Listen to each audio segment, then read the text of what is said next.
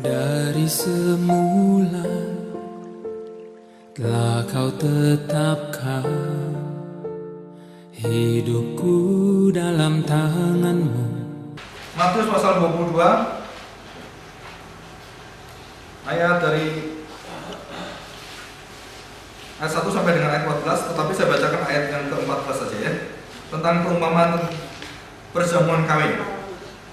Saya katakan yang ayat 14, saya bacakan ya.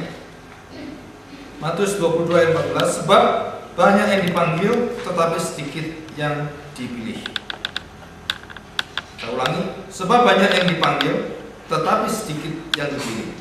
Nah, saudara, dipilih ini pemakaian katanya bukan seperti predestinasi ya, tetapi satu pilihan di antara semua yang ada dipilih. Jadi dipanggil dulu datang, baru dia ambil. Oh ini dipilih gitu. Karena ini berkenaan dengan perjamuan kawin, jadi pilihan yang ada di ayat ini adalah punya syarat. Syaratnya apa?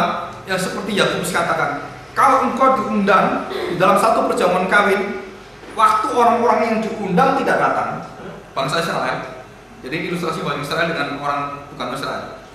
Dan kemudian raja menentukan, karena mereka nggak mau datang, maka diputuskan apa? Seorang utusan berada di tengah-tengah perempatan jalan, memberitakan semua orang boleh datang. Nah, artinya itu external calling. Jadi dibuka untuk umum, anugerahnya umum semua. Dipanggilkan untuk umum. Baru setelah mereka masuk di dalam perkawinan, perjamuan perkawinan. Saudara, di situ ada syaratnya. Syaratnya apa?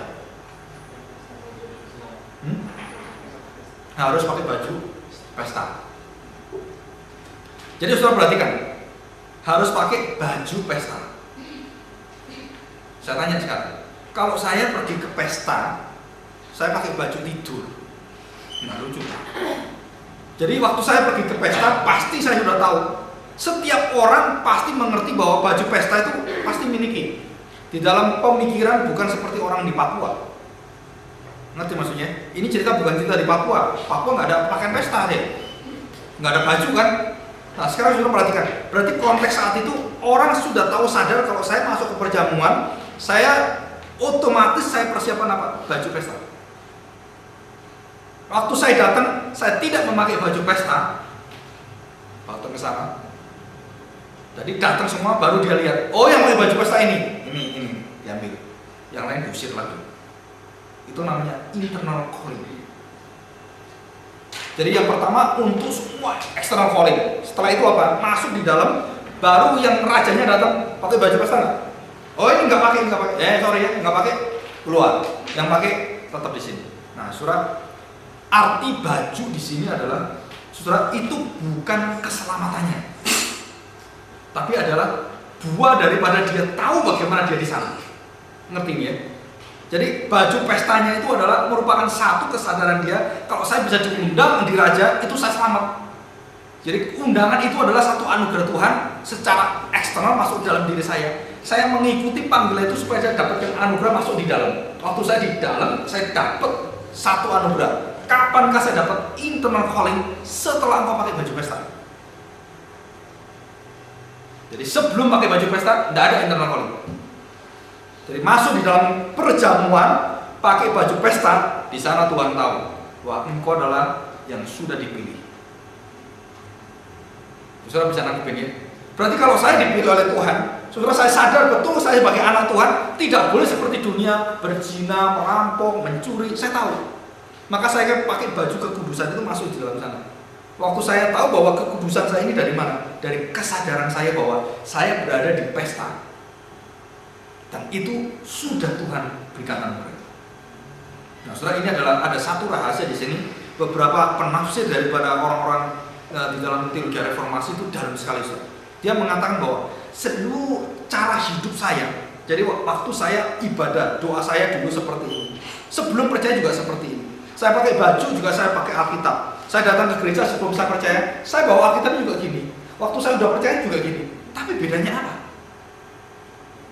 Bedanya apa?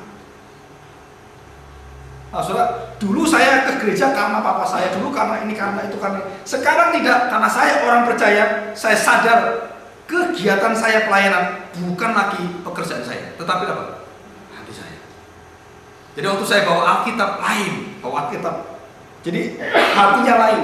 Dari luar sama semua, tetapi waktu masuk di dalam, waktu dilihat baju pesta itu menentukan. Saudara, cara hidup kita yang memiliki akan keselamatan itu jadi ukuran iman kita dan ukuran engkau diselamatkan tidak. Dan itu dikatakan oleh Yakobus. Jadi iman yang tidak ada buah di dalam perbuatan, iman mati. Jadi perbuatan itu penting sekali, penting dalam arti apa? Yaitu engkau sadar diri siapakah dirimu. Nah, kalau engkau tidak sadar, engkau tidak memiliki iman sejati. Yakobus mengatakan engkau binasa. Contohnya siapa? Dia jelas Yakobus katakan dalam firman Tuhan. Saudara, di dalam Yakobus pasal yang kedua, coba kita lihat. Siapakah yang beriman pada Tuhan, percaya pada Tuhan?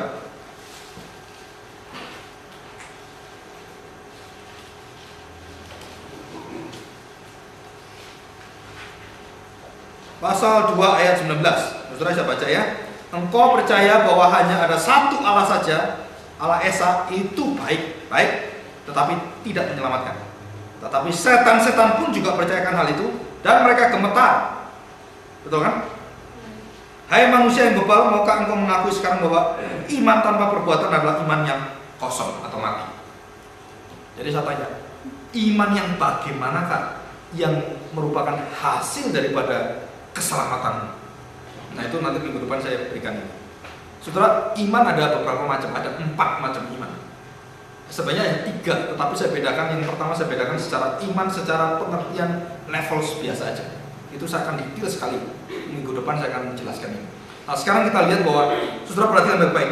Jadi kalau saya punya iman dan kemudian tidak ada menunjukkan buah iman itu, iman saya mati. Jadi buah iman saya dengan perbuatan baik saya yang dulu sebelum saya percaya, itu ada kemiripan. Ada kemiripan. Tetapi sumbernya lain.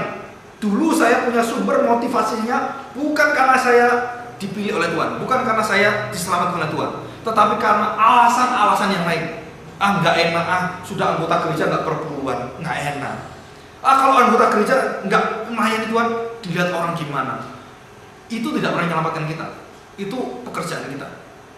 Tetapi kalau saya sudah orang percaya dan kemudian saya sadar, saya tahu betul-betul waktu gereja begitu membutuhkan sesuatu. Wah, gereja butuh orang bermisi. Kita mau ke Sulawesi, kita mau ke Jawa Tengah. Saudara, dengan dorongan hati yang percaya, engkau mau melayani Tuhan. Nah, itu di sana. Jadi nggak perlu lagi dipaksa. Ada satu gereja waktu mengadakan satu KKR, saudara, KKR yang luar biasa pada abad 17. Itu dinamakan grupnya orang-orang skolastik, orang Kristen yang pintar-pintar sekali. Dan waktu terjadi setiap 100 tahun sekali. Dan termasuk waktu zamannya Billy Graham. Saudara, waktu mereka diberikan satu khotbah yang luar biasa. Begitu selesai, seolah-olah nggak ada apa-apanya. Begitu mereka pulang ke rumah masing-masing, lebih daripada ratusan orang berdoa masing-masing di rumah. Mereka berdoa dan mengatakan, Tuhan utus aku ke muka bumi dimanapun, ke pelosok-pelosok dunia. Maka zaman itulah terbit, yaitu tokoh-tokoh misi yang besar di dunia. Nah, saudara, itu satu gerakan yang luar biasa sekali. Dan waktu David Livingstone berkhotbah di satu university, saudara, Yale University dan juga Harvard University, dan ada beberapa universitas yang ada di Inggris.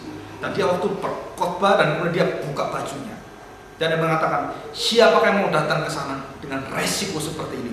Dan waktu dia buka semua bajunya, jasnya dia buka sampai dia telanjang, cuman atasnya.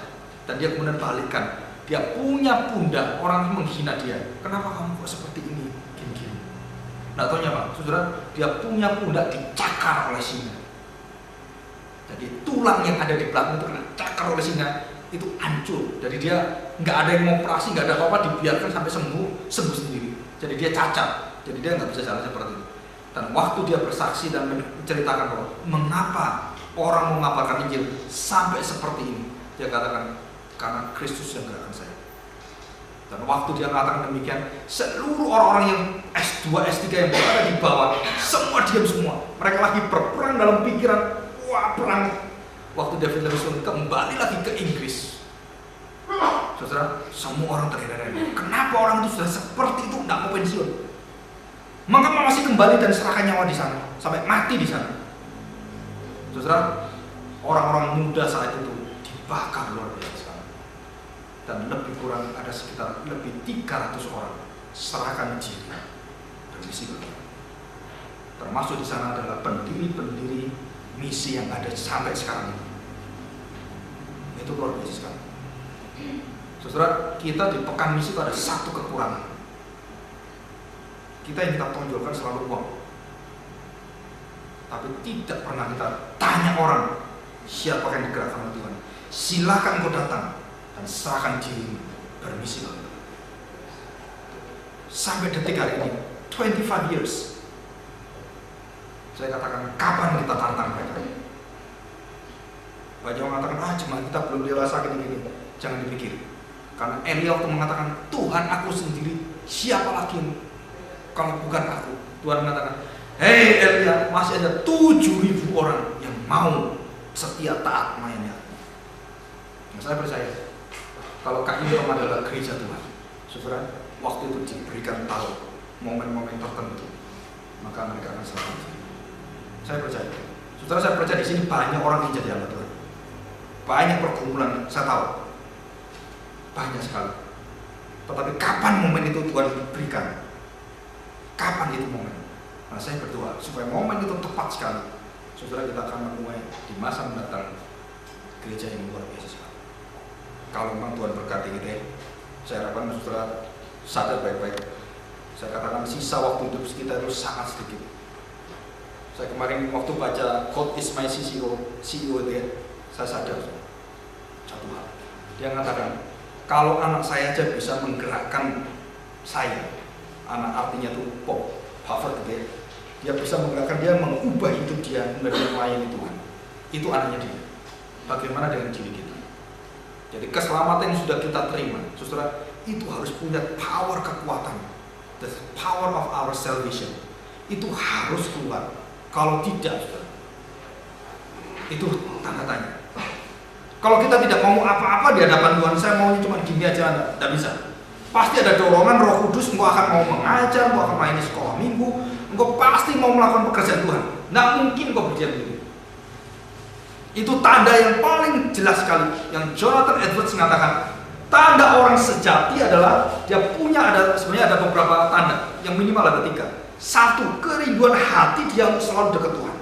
Yang kedua, kerinduan dia untuk menyelidiki firman Tuhan, ingin tahu lebih dalam lagi, ada kehausan rohani dia di sana. Dan yang ketiga, dia ingin selalu menyenangkan hati Tuhan di dalam setiap aspek kehidupannya. Yang dulu tidak ada kesempatan untuk mengabarkan Injil, sekarang jadi ada. Yang dulu tidak ada kesempatan untuk mau melakukan, sekarang jadi ada. Nah, itu buah apa? Buah daripada iman kita. Saya sering kali bertemu dengan orang-orang yang pernah dengar baik khotbah, baik pengajaran gitu ya. Saudara, saya kagum sekali dengan cara Tuhan. Ada seorang anak remaja, anaknya diam, saudara. Nggak apa-apa, ini mah dengar aja dia. Selesai saat 15 menit, 20 menit, dia pergi. Dan saya tahu jelas anak ini adalah anak yang saya pikir ideal, sangat baik. Saudara, suatu hari bertemu di satu tempat, ketemu dengan saya, bicara-bicara, dia mengatakan dia menjadi hamba Tuhan dan dia sudah tempuh S3. Saya pikir ini anak ini kok aneh sekali, aduh ngomong nggak bisa, ini nggak bisa. Dia anak remaja, umur paling 13-12 tahun, 13-14, masih kelas 1-2 SMA. Dia aja. Nah, waktu dia bersaksi mengatakan demikian.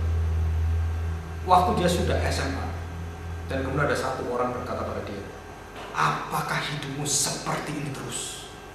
Sampai mama papanya tuh mengatakan, kamu tuh jadi anak kok jadi seperti ini. Semua itu mendorong kamu. Dan kemudian keluar satu kalimat, kamu seperti bangkai.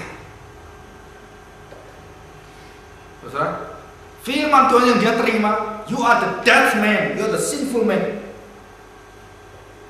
Waktu saya mengabarkan berita di satu membuka kelas baru English preaching di Surabaya, nah, saudara, di antaranya dia ikut datang. Dia senang bahasa Inggris, bahasa lain nggak mau dia. Senangnya bahasa Inggris. Ada pembukaan baru khotbah bahasa Inggris, dia ikut nimbrung belakang.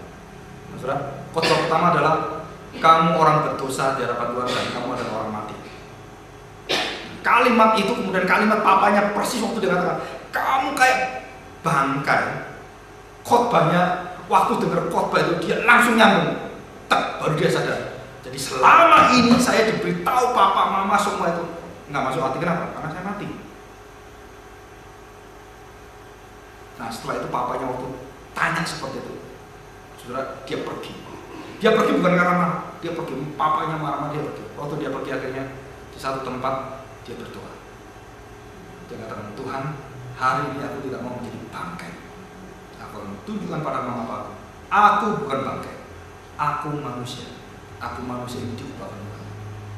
Nah saudara, dalam waktu kelas 2 SMA itu, dia belajar luar biasa gitu. Dia menjadi orang the best. Lulus SMA terbaik.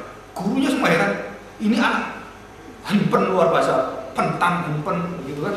Yang lain-lain lah, yang lain. Pokoknya nggak bisa ngomong, diam orangnya, nilainya juga 7, 6 gitu ya.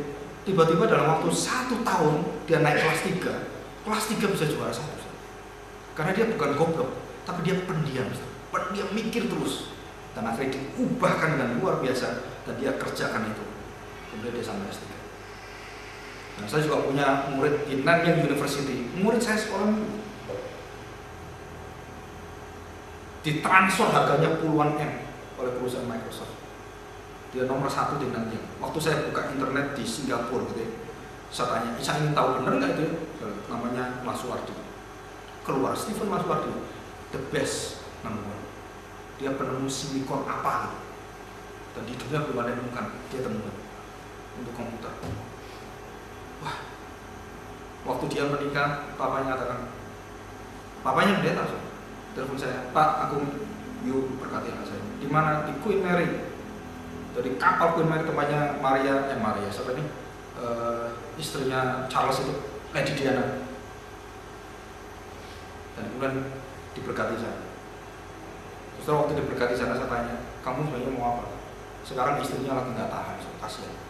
Istrinya kebiasaan di Singapura, dibawa ke sana, semua diem semua sendiri semua, nggak ada teman, nggak ada makanan yang enak, semua itu burger, semua itu stres.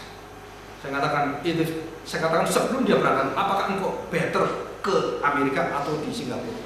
You pikir baik-baik. Saya katakan kalau you mau pilihan, you kembali ke Indonesia. Jadi berkat di Indonesia. Karena Indonesia ditinggalkan orang pintar, yang ada koruptor semua. Kasihan Indonesia ya. Yang pintar-pintar pergi semua saudara. Yang tinggal yang bukan hanya yang bodoh tetapi koruptor itu yang orang itu. Kembali ke Indonesia, bangun Indonesia. Dia mengatakan nanti coba saya doakan. Nah, waktu selesai itu saya baru tahu dampak firman Tuhan waktu diberitakan dari kecil, saudara tidak pernah lepas dan kembali. Jadi saudara, kalau saya menjadi anak Tuhan, saudara beritakan firman Tuhan, mengajar, ingat baik-baik, tidak ada firman Tuhan yang kembali sia-sia. Mengapa? Saudara kalau tahu doktrin pilihan dan doktrin pembinasaan, saudara tahu di sana, tidak ada firman Tuhan kembali. Jadi firman Tuhan ditanam, yang kamu terima, engkau dapatkan pilihan Tuhan, kasih Tuhan. Tapi waktu kamu tidak terima firman yang diberitakan oleh hamba Tuhan, yang diberitakan oleh Tuhan melalui hamba-hamba yang betul-betul dia ingin kau mendengarkan dan tidak didengarkan, maka firman itu menuntut hidupmu dan menghakimi engkau dan membinasakan engkau. Jadi tidak mungkin kembali. Kenapa kembali? Tidak ada yang kembali, semua akan menetap dalam hatimu dan itu akan menuntut engkau. Engkau percaya, engkau dapatkan keselamatan. Waktu engkau tidak percaya, kebinasaan di atasmu. Saudara, itu namanya The Crisis of Sinners. Ada satu buku saya lupa, kalau nggak salah John Owen juga katakan. Saudara, di dalam kondisi yang paling krisis, seorang akhirnya bisa bertobat dan dia keluar tetesan air mata, menangis di sana, terima keselamatan. Karena di sini, karena ada satu krisis seperti nabi-nabi yang ada dalam Alkitab. Dia tahu dirinya berdosa, dia menangis, dia terima firman Tuhan itu dan dia amini. Itu proses. Saya waktu SMP sampai hari ini saya nggak bisa ngerti kenapa saya waktu SMP, waktu saya jalan ke depan terlalu jauh, gerejanya 2 kali ini sudah jauhnya, masih jauh. Saya di belakang sendiri. Waktu pendetanya khotbah, saya mainan dengan koko saya. Gitu. Tapi waktu ada calling, Siapa yang mau jadi hamba Tuhan serahkan diri. Saudara, tiba-tiba saya begitu dengar itu kayaknya nggak tahu bagaimana caranya, itu sangat unik sekali. 2 orang saya dengan dia lulusan Saat. Saya belum, waktu itu dia lulus Saat, saya masih jadi bajingan. Gitu. Artinya masih puter-puter cari uang, cari apa gitu. Dia mengatakan kapan gitu. Waktu saya jadi hamba Tuhan, dianya turun jadi tukang bakmi. Sekarang jual bakmi di Amerika. Tapi dia tetap ada pelayanan. Tapi karena dia tahu bahwa dia tidak jadi hamba Tuhan, jadi pendeta, dia panggilannya hanya ingin diperolehkan. Saudara, di sana tiba-tiba kalimat dari hamba Tuhan itu, saya masih ingat saya, namanya Johan Misbah dari Belanda. Waktu di gereja baptis itu, waktu ditantang, tiba-tiba kami berdua itu di-strum gitu ya, oleh kuasa Tuhan. Anak yang nakal mainannya kayak gitu ya, di belakang, tiba-tiba bisa diam. Kemudian, silakan maju ke depan, engkau yang serahkan dirimu, mau serahkan jadi hamba Tuhan. Seumur hidupmu kau main itu. Tiba-tiba tak, nggak bisa ditolak, nggak bisa apapun. Kedua orang itu gini, kamu tuh, saya tuh, kamu tuh, ayo kamu tuh, kamu yang lebih tua, nggak bisa. Kamu yang di sebelah kiri saya, nggak mungkin saya gitu. Jadi antara tua dengan sebelah kiri, karena saya sebelah kiri harusnya saya keluar dulu. Ayo kamu gini, karena itu penuh sekali tempatnya. Sudah terpaksa saya berdiri. Waktu saya berdiri, dia nggak mau berdiri, saya angkat, berdiri kamu. Nggak bisa, tadi kan udah janjian, saya dulu kan angkat tuh. 2 orang jalan, setelah saya lihat kiri kan, nggak ada yang mau datang, Ustaz. Wih, sendirian dilihat orang banyak gitu, gemeter kaki. Kena 2 orang aja di dalam. Wah, waktu kita menangis baru tantangan siapa yang percaya Tuhan Yesus, silakan kau datang. Wah, orang banyak datang, wah datang. Tapi yang menjadi hamba Tuhan 2 orang. Saya terus selidiki saat itu, kok bisa ya? Firman Tuhan nggak mau dengar, tiba-tiba terus ke depan nangis terus, sampai pulang pun nggak bisa ngerti. Saya kenapa nangis kayak gitu ya? Nggak pernah nangis bisa nangis gitu, nggak tahu. Akhirnya saya baru tahu itu adalah kelahiran baru, anugerah Tuhan. Jadi kamu terima nggak terima, anugerah tidak bisa ditolak, langsung ubah itu. Nah, saudara, itu sedikit sekali ya. Oke, panggilan. Kita masuk di dalam ayat selanjutnya. Matius pasal 24 ayat 22. Matius 24 ayat 22, demikian bunyi firman Tuhan ya. Dan sekiranya waktunya tidak dipersingkat, maka dari segala yang hidup tidak akan ada yang selamat. Akan tetapi oleh karena orang-orang pilihan waktu itu akan dipersingkat. Nah, saudara, mengapa Tuhan mempersingkat waktu itu? Yaitu waktu kesengsaraan dunia, waktu kesengsaraan yang hebat luar biasa itu. Jadi di ujung nanti akhir zaman, saudara, ada satu semacam akselerasi, satu penderitaan yang Tuhan izinkan, itu akan semakin besar. Waktu tanggal 5 Agustus, saya melihat di Discovery Channel dan juga beberapa di Metro juga ada. Waktu bom Hiroshima dilepaskan, saudara lihat ini enggak? Siapa yang lihat? Waktu di Metro dikatakan sejarah bom Hiroshima dilepaskan, saudara, itu kemudian di film dan kemudian dipakai teknologi yang baru dan digital, itu bisa berwarna. Dulunya nggak berwarna.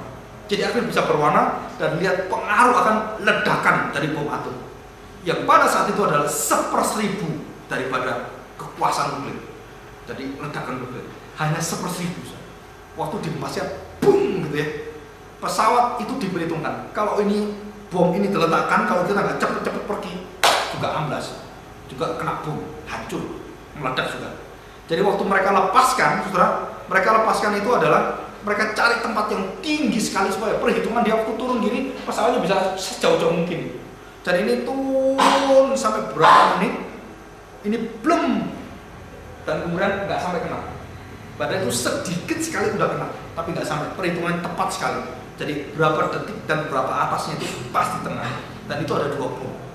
Saudara, waktu bom itu diletakkan, dan waktu Einstein menunggu berita dan mendengarkan, dan kemudian dia difoto. Tahu fotonya Einstein kan? Yang dari samping itu, dia sedang teteskan air mata. Kenapa? Dia tahu ratusan ribu manusia binasa. Dan siapa yang meng-ACC itu? Dia sendiri.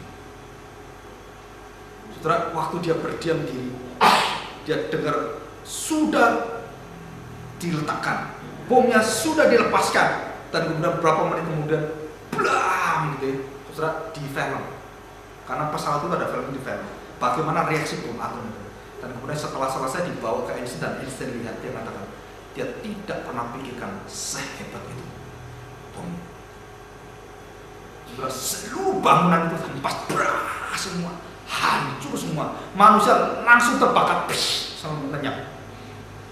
Itu bom atom, bukan nuklir. Kalau nuklir berarti 1/1000 itu bom. Jadi 1000 kalinya itu nuklir. Padahal di dunia ini saudara kalau tahu ada berapa nuklir? Lebih daripada 100.000 hulu nuklir. Dan sebagian besar ada di Eropa. Saudara, kalau itu meledak, kalau nanti Libanon itu menjadi satu tempat akan meledakkan semua. Saudara, bumi kita ini itu di bawah belerang, itu betul. Dan itu yang ditakutkan dan dikhawatirkan oleh Billy Graham. Dia mengatakan someday the nuklir itu akan membuat penggenapan nubuatan Allah. Saudara, kita di sini nggak ngerti apa belum mati gitu aja kan. Jadi orang-orang yang bodoh-bodoh gitu, maka mereka sekarang merencanakan dengan proyek billion dolar, mereka bikin rumah di ruang angkasa. Saudara belum tahu ini? Ini proyek 7 negara. Jadi bumi kalau hancur dia kemana? Dia ke ruang angkasa. Dan dia usahakan secara mutual semua itu sendiri semua. Dan mereka mulai dari tanah semua itu diambil semua dan bisa sirkulasi sampai 100 tahun. Jadi ini akan dihancurkan, mereka pergi semua. Sampai berapa puluh tahun kemudian mereka bisa balik lagi. Kalau sampai nggak pecah buminya, kalau cuma hancur. Saudara, itu demikian bejatnya manusia. Apakah bisa? Alkitab pada mengatakan bahwa kamu membuat sarang di ujung angkasa pun Tuhan tarik kembali ke bumi. Itu ada ayat. Ini adalah keselamatan. Apa arti kebinasaan? Saudara perhatian baik-baik. Jangankan kau melihat Allah, manusia bisa binasakan dirinya sendiri. Itu karakter apa? Karakter yang Tuhan kasih, manusia punya keagungan dari Tuhan. Bukan hanya kau mampu mengasihi orang, tetapi kau juga mampu punya murka. Dan bahkan hanya satu makhluk yang diizinkan bisa bunuh diri. Siapa? Manusia. Saudara tidak pernah lihat ada anjing bunuh diri, stres gitu bunuh diri, terus lanjut tadi, gitu, nggak ada. Tapi manusia ada dari sejak kecil sampai nenek-nenek. Saudara, waktu saya ke tempat atau perjalanan ke Solo, ada seorang nenek-nenek mau mati di satu tempatnya air atau area apa dia. Dia lagi di atas mobil, nah, jangan gitu. Kita lihat ini heran-heran. Saya naik mobil, kenapa? Mau bunuh diri, neneknya di atas, lagi stres. Di tempat itu air itu, dia mau gini-gini. Semua, oh jangan gitu. Ada orang mau naik bingung, nenek ini kapan naik? Tiba-tiba udah di atas gitu. Saudara, jadi jangankan anak kecil, nenek-nenek pun bisa binasakan diri. Anak kecil bisa binasakan diri dan binasakan orang lain. Anak yang masih umur 5 tahun bunuh adiknya setahun. Dengan apa? Kasih bantal, blok. Anak adiknya nangis, bingung dia. Gimana ini nggak bisa? Ditutup paling enak. Tutup pakai bantal, blok. Oh, masih suaranya masih ada. Kasih bantal banyak, adiknya mati. Terus ditinggal. Kenapa? Adiknya udah diem. Waktu mamanya datang, loh kok sepi rumah, dilihat. Kok bantal tuh anaknya tinggal kakinya 2 mili. Dibuka biru, mati. Terus saya tanya, bisa ke anak ini dukung yang 5 tahun? Nggak bisa. Jadi saya bayangkan, manusia punya daya destruktif yang luar biasa sekali. Bukan hanya bisa merusak diri, alam semesta ini bisa dirusak manusia. Dengan apa? Teknologi yang besar sekali. Saudara, kalau manusia bisa murka seperti bisa punya kebinasaan seperti itu, apalagi Tuhan. Maka di sini kita tahu jelas, di akhir zaman kalau Tuhan tidak persingkat itu, saudara, berat sekali. Kita punya kemampuan iman, jadi bisa tahan penderitaan itu, punya seperti Alkitab katakan bahwa ada batasnya. Pencobaan ujian tidak melebihi kekuatannya. Dan Tuhan tahu, kalau ini tidak dipersingkat, maka banyak orang percaya satu persatu hancur. Tapi Tuhan tidak mau lakukan. Ya, oke, kita lanjutkan. Yohanes pasal 6 ayat 70. Saya bacakan di sini ya. Yohanes pasal 6 ayat 70, demikian jawab Yesus kepada mereka, bukankah aku sendiri telah memilih yang 12 ini? Namun seorang di antaramu adalah iblis. Saudara, 12 orang dipilih oleh Tuhan Yesus. Waktu 12 itu dipilih oleh Tuhan, satu di antaranya dipilih di dalam kebinasaan. Jadi doktrin kebinasaan itu di dalam rasul pun saudara itu ada di sana. Dan Tuhan akhirnya meminta Matias menggantikan Yudas. Jadi dia akhirnya dibuang. Dan Tuhan Yesus mengatakan, celakalah orang yang menyerahkan aku.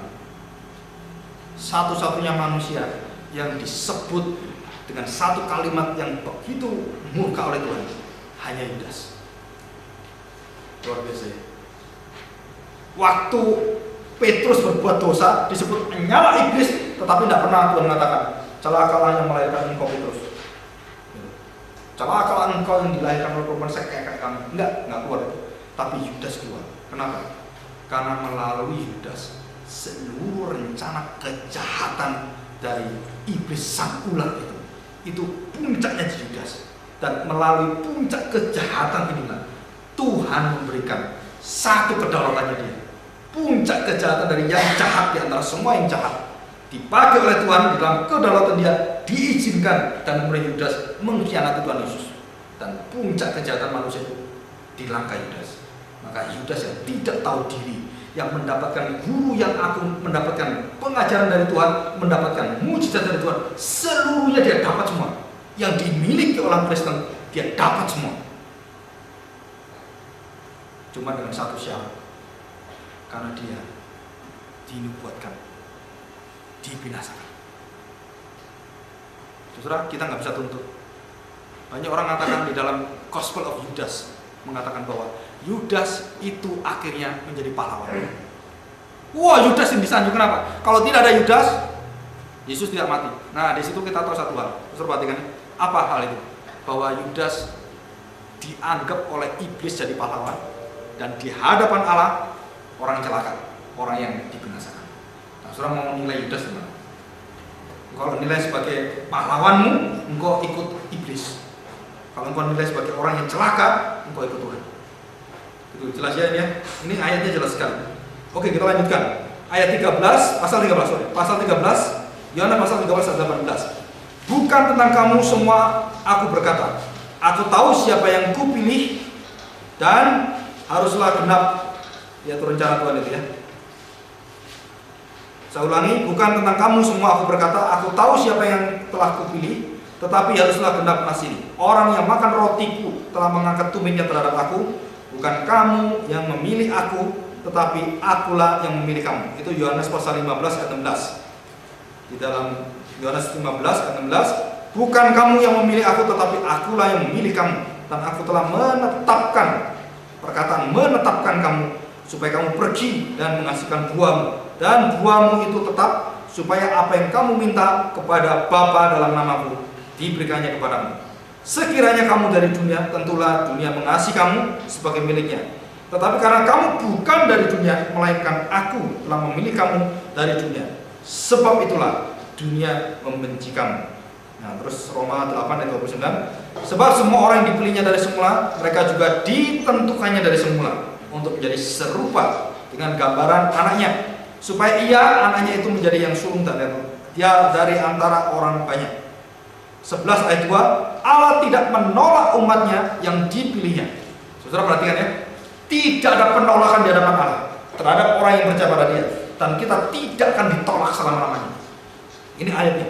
Ataukah kamu tidak tahu apa yang dikatakan kitab suci tentang Elia waktu ia mengadukan Israel kepada Allah? Jadi bagaimana?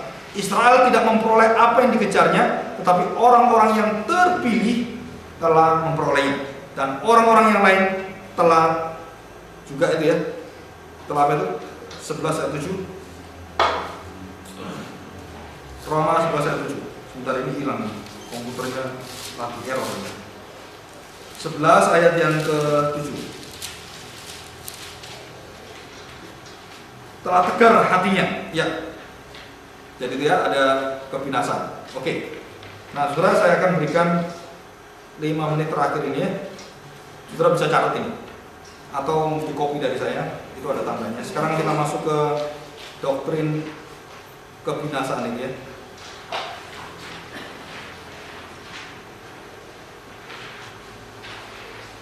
Oke.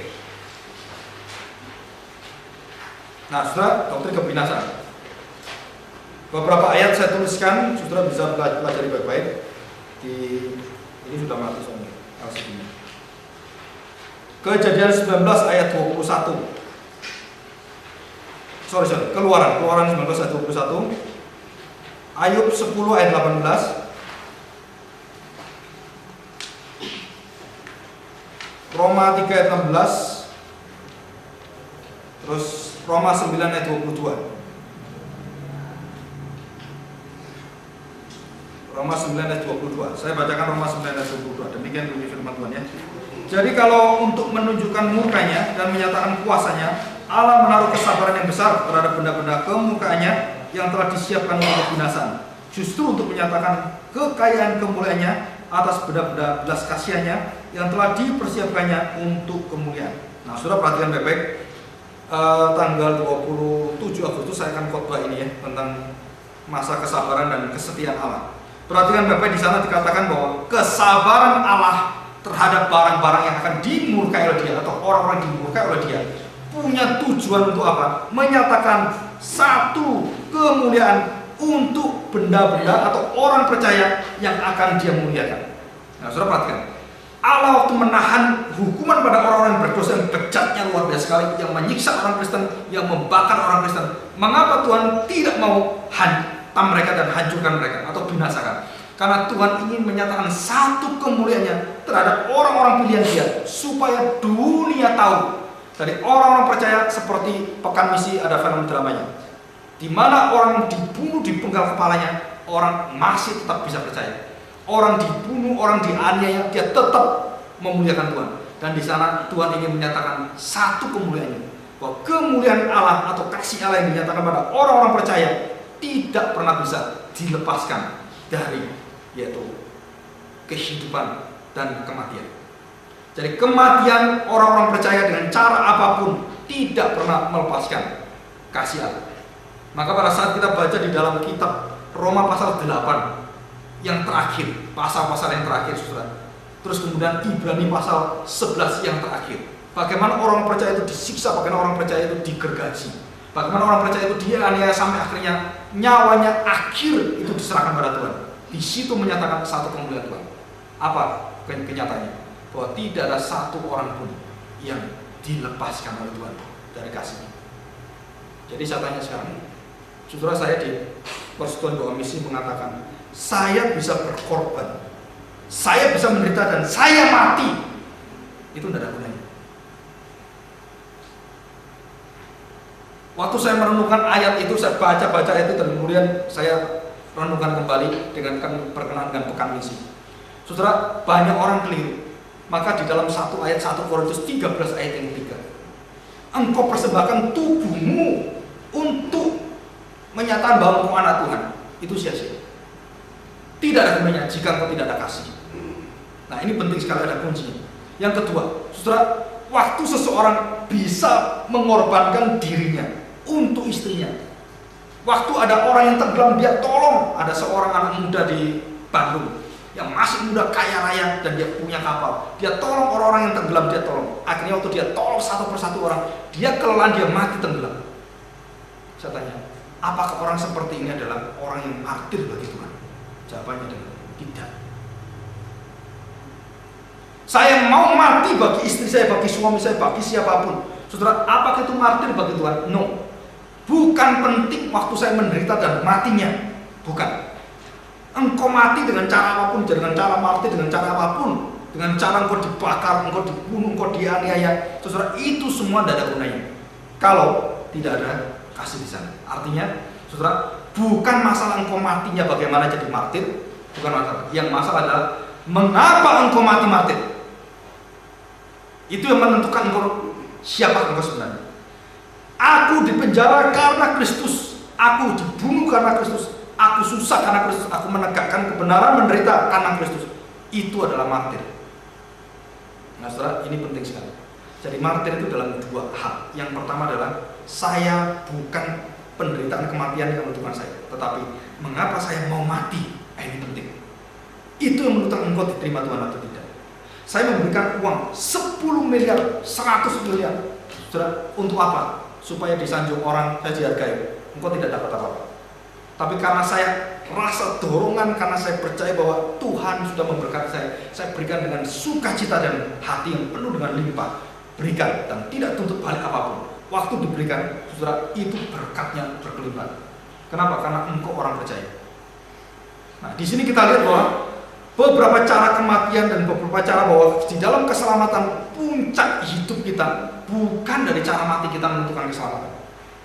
Kita tidak boleh iri dengan orang yang pada akhir hidupnya baru percaya. Tidak boleh iri. Kita tidak boleh iri orang baru kurang berapa menit baru percaya. Terus kita iri. Wah, saya sudah lama Pak, orang nggak melihat saya.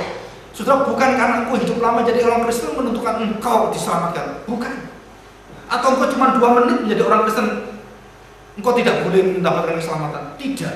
Jadi keselamatan itu sendiri adalah betul-betul anugerah Tuhan.